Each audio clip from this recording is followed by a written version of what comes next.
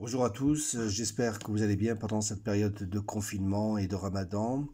Pour ce qui concerne le cours de droit commercial, j'ai mis à votre disposition sur le site de la faculté une version PDF que vous pouvez télécharger. Cette version PDF constituera votre support sur lequel vous allez travailler et réviser. Aujourd'hui, je vais procéder à des enregistrements audio de mon cours. Il sera identique à la version PDF, mais j'apporterai, lorsque cela est nécessaire, des explications afin d'assurer une meilleure compréhension. Je suis très attaché à la compréhension. Il vaut mieux comprendre sans apprendre qu'apprendre sans comprendre. Contrairement à la filière de droit, formation initiale, ce cours en économie, ce cours de droit commercial a pour but de vous sensibiliser au droit afin d'avoir une culture juridique. Le droit est partout, le droit est en nous et vous ne pouvez pas échapper au droit, que ce soit dans votre vie personnelle que professionnelle. Alors, j'ai eu l'occasion de vous dire dans la première séance de cours en amphi, avant le confinement, une introduction dans laquelle je vous avais expliqué que l'un des phénomènes les plus marquants de la vie des affaires au cours de ces dernières années est incontestablement l'importance prise par la dimension juridique. Il est en effet admis par tous que la gestion de l'entreprise passe désormais par une bonne maîtrise du droit en général et du droit commercial en particulier. On peut définir le droit commercial comme l'ensemble des règles applicables aux commerçants dans l'exercice de leur activité. C'est un droit relatif aux opérations juridiques accomplies par les commerçants, soit entre eux, soit avec leurs clients. Le droit reconnaît comme sujet de droit les personnes physiques et les personnes morales. Là, je m'arrête quelques instants d'abord sur cette dernière phrase. Le droit reconnaît comme sujet de droit les personnes physiques et les personnes morales. D'abord, en droit, de manière générale, il y a une dichotomie, une distinction entre objet de droit et sujet de droit. Alors ici, la question qui nous intéresse, qui peut être sujet de droit? C'est les personnes, à la fois physiques, et les personnes morales, c'est-à-dire les entreprises. Première difficulté est de savoir à partir de quand une personne a une existence juridique. Pour les personnes physiques, le droit va s'intéresser à ces personnes à partir du moment où il y a le respect de deux conditions.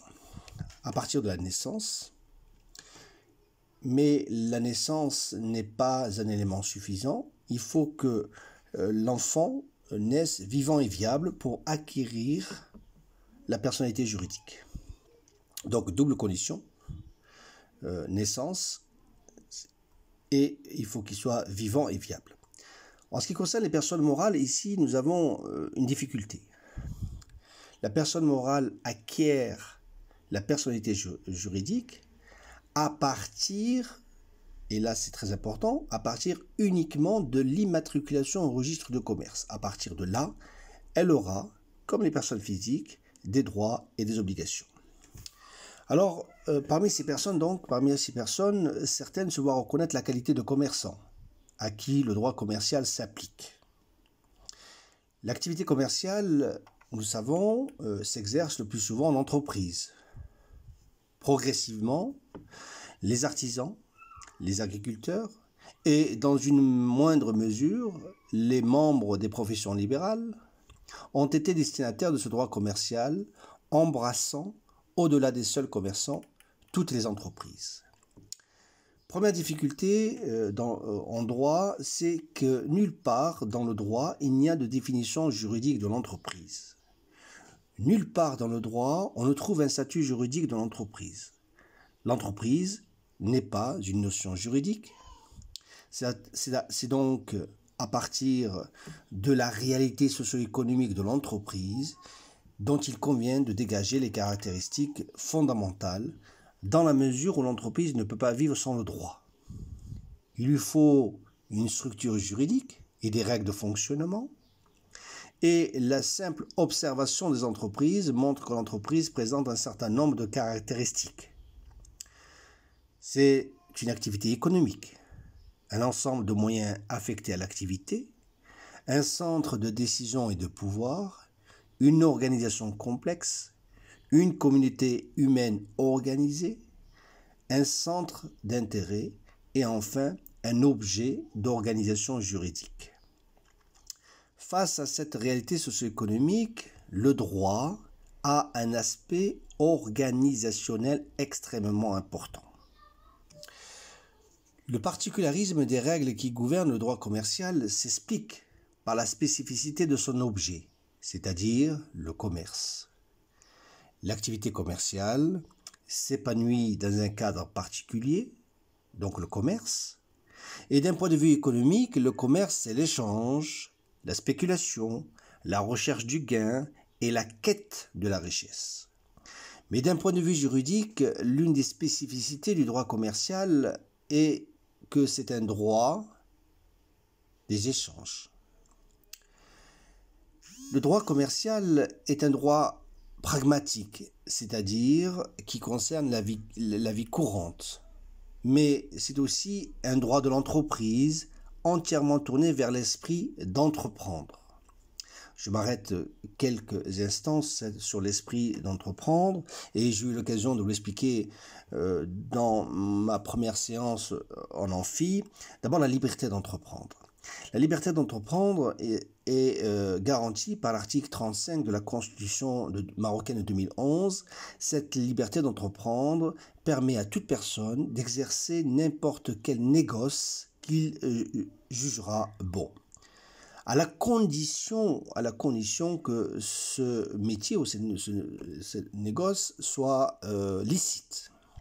Donc cette liberté est très importante, cette liberté d'entreprendre est très importante, en tout cas dans l'exercice d'une activité commerciale au Maroc. Mais, il y a toujours un mais contrairement du droit civil, le droit commercial est marqué par des exigences de rapidité, de sécurité et d'efficacité des opérations commerciales.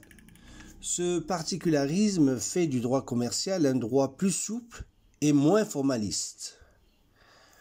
Autre spécificité du droit commercial est que c'est un droit de professionnel. Les acteurs du droit commercial sont donc des professionnels, aussi bien des industriels que des commerçants. En général, le droit commercial est élaboré pour donner à ces professionnels du commerce les moyens juridiques pour agir et ensuite pour éviter les comportements abusifs de certains commerçants, tant dans la relation avec d'autres commerçants, tant dans la relation avec des non-commerçants et enfin pour protéger les entreprises en difficulté. De manière générale, réglementant la vie économique, les notions de commerçants et de fonds de commerce, que j'aurai l'occasion d'y revenir plus longuement, sont précisément celles sur lesquelles s'articule toute réglementation juridique des affaires, c'est-à-dire le droit commercial. Alors, je vais, dans le cadre de ce cours, faire un certain nombre de chapitres, parmi lesquels je vais aborder 4 chapitres, voire plus, mais essentiellement 4 chapitres, pour vous, les économistes. 4 chapitres. Le premier chapitre sera relatif aux actes de commerce et à l'activité commerciale. Le chapitre 2 sera consacré au sujet du droit commercial, c'est-à-dire les commerçants. Le chapitre 3 sera consacré aux conditions d'exercice du commerce. Et puis, dans un chapitre 4, sera relatif au statut des commerçants. Et on verra si je ferai d'autres chapitres après avoir vu ces 4 chapitres. D'abord, le chapitre premier. Le chapitre premier est relatif chapitre premier, les actes de commerce et l'activité commerciale. Le droit commercial régit les opérations juridiques accomplies par des commerçants entre eux ou avec leurs clients et se rapportant à l'exercice du commerce. Ce droit oscille entre conception subjective et conception objective. D'abord, suivant la conception subjective, le droit commercial est un droit des commerçants. Et suivant une conception objective, le droit commercial est le droit des actes de commerce. Ces deux approches sont en réalité complémentaires. Si les actes de commerce sont ordinairement passés par des commerçants, ils sont parfois inopinément accomplis par des non-commerçants. Le droit commercial contemporain est donc le fruit d'une conception dualiste. Alors, si ils sont inopinément accomplis par des non-commerçants, quelques explications d'abord ici entre commerçants et non-commerçants, mais un non-commerçant peut être un commerçant, mais là ce sont des critères jurisprudentiels qui vont le déterminer. Pour un non-commerçant, il peut être qualifié de commerçant, nous dit le juge lorsque deux critères sont remplis. Dans ce cas, il peut avoir la qualité de commerçant, même s'il n'est pas un commerçant de droit. Alors, quels sont ces critères posés par la jurisprudence? C'est le critère de spéculation et le critère de répétition. Lorsque un non-commerçant accomplit un acte de commerce, par exemple un achat pour la revente, s'il le fait une fois, ici, et il dégage un bénéfice, ici, il y a un seul critère jurisprudentiel, c'est la spéculation. Mais il n'y a pas de répétition de l'acte de commerce. En revanche, si le non-commerçant achète un stock et qu'il revend, il achète avec une spéculation et il le revend plusieurs fois, il répète l'acte de commerce dans le temps, ici les deux critères sont remplis, le critère de spéculation et le critère de répétition feront du non-commerçant un commerçant au même titre que le commerçant de droit. J'aurai l'occasion de revenir plus longuement tout à l'heure lorsqu'il y aura un problème problème de qualification du non-commerçant, notamment pour les commerçants de fait, par exemple les marchands ambulants qui exercent une activité en dehors du droit, sont-ils commerçants au regard de droit commercial? Et là, j'aurai l'occasion de revenir plus tard.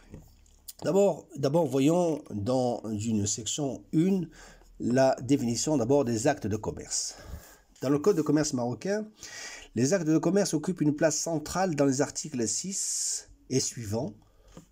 Cependant, le Code se contente d'énumérer les actes de commerce et les activités commerciales sans donner de définition susceptible d'appréhender l'ensemble des actes de commerce. En l'absence de définition légale, on peut définir l'acte de commerce comme un acte comme étant un acte juridique ou un fait juridique soumis aux règles du droit commercial en raison de sa nature, de sa forme ou en raison de la qualité de commerçant de son auteur. Je m'arrête 2 minutes pour vous expliquer d'abord quelque chose qui est important, la différence entre un acte juridique et un fait juridique. Un acte juridique, il est caractérisé en tout cas par la manifestation de la volonté des parties de créer un lien de droit entre elles. Ici, les parties ont décidé par leur consentement de se lier juridiquement. Il y a une volonté. En revanche, l'exemple de l'acte juridique, l'exemple par excellence, c'est le contrat. En revanche, le fait juridique, lui, il est caractérisé par une absence de volonté. Il y a une absence de volonté, mais un événement extérieur aux parties va créer un lien de droit entre elles. Par exemple, un accident de circulation. Les deux parties ne se connaissent pas. Cet événement, l'accident, va créer par la loi, un lien entre les deux parties. D'abord, dans le système juridique marocain, l'acte de commerce désigne une catégorie d'actes juridiques soumis du fait de leur nature, de leur forme et ou des personnes qui les réalisent aux dispositions du droit commercial. Selon l'article 6 du Code de commerce marocain, sont commerçants ceux qui exercent des actes de commerce et en font leur profession habituelle ou professionnelle. On peut donc déduire du texte que si la réalisation d'actes de commerce est nécessaire à la qualité de commerçant, elle doit être assez fréquente et durable pour atteindre la dimension d'une véritable activité professionnelle. Les actes de commerce sont pour l'essentiel des actes accomplis par les commerçants dans l'exercice de leur commerce. Traditionnellement, on distingue 3 catégories d'actes de commerce. D'abord, les actes de commerce par nature, ensuite, les actes de commerce par la forme, et enfin, les actes de commerce par accessoire. D'abord, les actes de commerce par nature. Ici, c'est la commercialité de l'activité qui confère à chacun des actes qui la composent le caractère commercial et la qualité de commerçant à ceux qui les accomplissent. Il y a ici 2 aspects d'une même réalité et qui sont indivisibles. En effet, il n'y a pas d'activité commerciale sans acte de commerce et il n'y a pas d'acte de commerce sans activité commerciale. Les actes de commerce par nature sont énumérés aux articles 6 et 7 du Code de commerce marocain. Tombent sous le coup de la qualification légale, par exemple, l'achat de meubles corporels ou incorporels en vue de les revendre soit en nature, soit après les avoir travaillés et mis en œuvre ou en vue de les louer, ou encore la location de meubles corporels ou incorporels en vue de leur sous-location, l'achat des meubles en vue de les revendre en l'état ou après transformation, la recherche et l'exploitation des mines et carrières, l'activité industrielle ou artisanale, le transport, la banque, le crédit et les transactions financières, les opérations d'assurance à prime fixe, le courtage, la commission et toutes les autres opérations d'entremise, l'exploitation d'entrepôts et de magasins généraux, l'imprimerie et l'édition quelle qu'en soit la forme et le support, le bâtiment et les travaux publics, les bureaux et agences d'affaires, de voyage, d'information et de publicité, la fourniture de produits et services, l'organisation des spectacles publics, la vente aux enchères publiques, la distribution d'eau, d'électricité et de gaz, les postes et télécommunications, et enfin, la domiciliation. À partir de cette énumération, on peut opérer un regroupement et distinguer l'activité commerciale dans 3 secteurs principaux, à savoir la distribution, la production et les services. Voyons maintenant l'activité de distribution. Constitue une activité commerciale l'achat pour revente. Ainsi, lorsque les biens sont acquis dans la perspective de les revendre, en réalisant un bénéfice, nous sommes en présence d'une activité de nature commerciale. Cependant, l'achat pour revendre suppose 3 éléments. Un achat, une revente et un but spéculatif. Premier élément, l'achat. L'acheteur, ici, l'acheteur qui revend, est un intermédiaire. En amont, il se procure des biens et en aval, il les revend. Deuxième élément, la revente. Juridiquement, c'est l'indice d'une activité commerciale. Et enfin, le troisième élément, c'est le but spéculatif, c'est-à-dire que l'activité d'achat et de revente doit être exercée en vue de réaliser du profit, c'est-à-dire un bénéfice. Cette dernière exigence est implicite dans les textes du Code de commerce. Alors lorsque c'est implicite, cela signifie juridiquement que le législateur n'a pas explicité. C'est qu'on doit le déduire dans le cadre d'une interprétation de la règle, on doit le supposer qu'il y a bien évidemment un but spéculatif. Deuxième secteur qui nous intéresse, c'est l'activité de production. Ici, il s'agit de l'industriel qui achète des matières premières et vend des produits finis ou semi-finis. Mais contrairement aux commerçants qui spéculent sur la différence entre le prix d'achat et de vente, l'industriel transforme la matière première et établit le prix de vente en tenant compte de ses frais d'installation et de main-d'œuvre. Troisième secteur qui nous intéresse, c'est l'activité de service. Au Maroc, l'activité de service présente une importance réelle et sont extrêmement variées. On peut citer à titre d'exemple les activités de transport, de location, de dépôt et de garde, et les activités financières et les activités d'intermédiaire. Voyons maintenant les actes, après avoir vu les actes par nature, les actes de commerce par la forme. Comme leur nom l'indique, ces actes ont une nature commerciale à raison de leur forme, quel que soit leur objet et la personne qui les accomplit. On conçoit qu'ils constituent une catégorie à part dans la mesure où ils ne correspondent en effet à aucune activité définie. Le Code de commerce marocain envisage deux actes de commerce par leur forme, d'une part la lettre de change et d'autre part la société commerciale par la forme. Le Code de commerce marocain présume de manière irréfragable que ces actes sont toujours commerciaux, quel que soit leur objet ou la personne qui les accomplit. Il s'agit des instruments utilisés par les commerçants et les sociétés commerciales par la forme. D'abord, la lettre de change. L'article 9 alinéa 1er du Code de commerce marocain répute acte de commerce par la forme, la lettre de change. Instrument juridique du commerce, la lettre de change est régie par les articles 159 et suivants du Code de commerce. C'est un écrit constituant un titre de paiement et de crédit par lequel une personne appelée tireur donne l'ordre à une autre personne appelée le tiré de payer une somme déterminée à l'ordre d'une tierce personne appelée le bénéficiaire. Il s'agit donc d'un acte juridique qui est commercial, donc, quelle que soit la personne qui le signe. Cette règle s'explique par l'origine de la lettre de change, qui est une technique créée par les commerçants et en principe utilisée par les commerçants.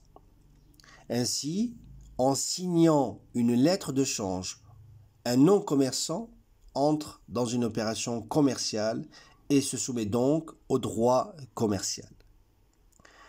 Par conséquent, on est, par la lettre de change, en présence d'un acte de commerce par la forme. La présomption de commercialité de la lettre de change est irréfragable. Ici, d'abord, quelques explications sur la présomption. La présomption est un terme juridique qu'on trouve dans les différentes disciplines juridiques, que ce soit en matière pénale, en droit pénal, en droit de la famille, en droit civil, on trouve toujours la présomption. La présomption, c'est un mécanisme juridique donc qui permet de déduire d'un fait connu à un fait inconnu. On sait qui a fait quoi, mais on ne sait pas s'il en est l'auteur. Donc on déduit, c'est un mécanisme de déduction qui permet d'obtenir in fine un résultat. Enfin, la signature de la lettre de change ne peut échapper à la compétence juridictionnelle des tribunaux de commerce. Deuxième acte de commerce par leur forme, les sociétés commerciales. Parmi les formes juridiques, en droit marocain, certaines sociétés ont dès l'origine un caractère commercial. La commercialité par la forme de certaines sociétés commerciales résulte des termes de la loi numéro 17-95 et de la loi numéro 5-95, selon lesquelles, je cite, sont commerciales à raison de leur forme et quel que soit leur objet. On peut citer les sociétés anonymes, sociétés en nom collectif, sociétés en commandite simple et par action, et enfin les sociétés à responsabilité limitée. L'immatriculation au registre de commerce de ces personnes morales leur confère automatiquement la qualité de commerçant. Tous les actes relatifs à la création, au fonctionnement et à la dissolution d'une société commerciale par la forme sont en principe des actes de commerce. Il en résulte donc que la commercialité formelle rejaillit sur tous les actes qu'accomplissent ces sociétés durant leur existence. Troisième type d'actes de commerce, les actes de commerce par accessoires. Les actes accèdent à la commercialité lorsqu'ils sont accomplis par un commerçant pour les besoins de son commerce. En principe, ce sont des actes civils, mais qui peuvent devenir commerciaux lorsqu'ils sont considérés comme accessoires à un acte de commerce ou à une opération commerciale. Cette solution est fondée sur le principe selon lequel l'accessoire suit le principal. Ce principe est posé à l'article 10 du Code de commerce marocain selon lequel sont également réputés actes de commerce les faits et actes accomplis par le commerçant à l'occasion de son commerce, sauf preuve contraire. Cette solution permet de soumettre au régime juridique de l'acte principal un ensemble logique et cohérent d'actes dont le régime juridique n'est en principe pas le même. Indépendamment de la qualité de la personne qui les accomplit, les actes relatifs à certaines opérations commerciales sont commerciaux par accessoire. Il en est ainsi de tous les actes de commerce, alors même qui sont effectués par un non-commerçant, par exemple par l'héritier du propriétaire du fonds de commerce. Voyons maintenant qu'en est-il, dans une section 2, qu'en est-il du régime juridique des actes de commerce. Alors, deux effets juridiques à l'égard d'abord des deux parties et à l'égard d'une seule partie. D'abord, les actes de commerce à l'égard de deux parties. En matière procédurale, toute contestation relative aux actes de commerce sont de la compétence du tribunal de commerce. En matière de preuve, lorsque l'acte est commercial entre les deux parties, le principe est, nous dit le texte selon l'article 334 du Code de commerce, celui de la liberté de la preuve.